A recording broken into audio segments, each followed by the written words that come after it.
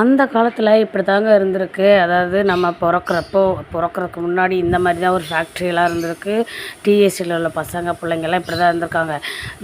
இப்போது நம்ம இதை பார்க்கும்போது எனக்கு என்ன தோணுதுன்னா, இப்போது நார்த் இந்தியன் நம்ம இதில் எப்படி இருக்காங்களோ அந்த மாதிரி நம்ம நாட்டிலேயே நம்ம அப்படி இருந்திருக்கோம். இந்த மாதிரி தேயிலைலாம் எடுத்து அதுக்கு ஒரு மேற்பார்வையாளர் இருந்து ஒரு ஐயா, அதாவது துரைன்னு சொல்லுவாங்க. நான் இருந்தப்பமே துரை இருந்திருக்காங்க. வெளிநாட்டுக்காரங்க துரைன்னு தான் கூப்பிடுவோம். பெரிய துரை வந்துட்டார், சின்ன துரை வந்துட்டார். துரைனாலே அவ்வளோ பயங்க. துரையோட புல்லட் வரதுன்னா அவ்வளோ பயமாக இருக்கும். ஐயோ துரை வந்துட்டார், எல்லோரும் கரெக்டாக வேலையை செய்யுங்க, இல்லைனா வந்து திட்டுவார் அப்படின்னு சொல்லி. சூப்பர்வைசரும் அதே மாதிரி தான். ஒரு ஹெட் இருப்பாங்க. அந்த சூப்பர்வைசர் வந்துட்டாங்கன்னா அவ்வளோதான். இந்த மாதிரி வந்து எல்லாம் வெயிட் போட்டு நிறுத்து, அதை வந்து நல்ல கெட்ட இலையில, அதாவது முத்துன இலையெல்லாம் எப்போவுமே ரிமூவ் பண்ணிவிட்டு அதுக்கப்புறம் பார்த்திங்கன்னா அவங்க வந்து டீ ஃபேக்ட்ரிக்கு அனுப்புவாங்க. இதுதான் ஃபஸ்ட்டு.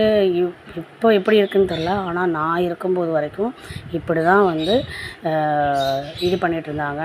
எல்லாம் வந்து இப்போ பறிச்சுட்டு வர டீ இலையெல்லாம் பார்த்திங்கன்னா அது வெயிட் போட்டு அங்கேயே முத்துன இலை தனியாக, நல்ல எண்ணெய் தனியாக பிரித்து தான் அனுப்புவாங்க.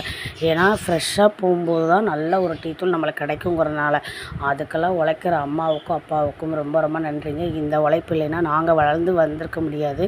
எத்தனையோ பேர் டாக்டர், கலெக்டர், என்ஜினியர், ஃபாரினில் வேலை செய்கிற அனைத்து என்னுடைய சகோதர சகோதரிகளுக்கும் அவங்க அம்மா அப்பாவுக்கும் ரொம்ப ரொம்ப நன்றி. இந்த மாதிரி ஒரு வேலை செஞ்சு தான் எங்களை அவங்க படிக்க வச்சாங்க, சாப்பாடு போட்டாங்க, எல்லாமே பண்ணாங்க. இதுக்கு அவங்களுக்கு தான் நாங்கள் நன்றி சொல்லணும். எவ்வளோ கஷ்டப்பட்டாங்கன்னு அவங்களுக்கு தெரியும்.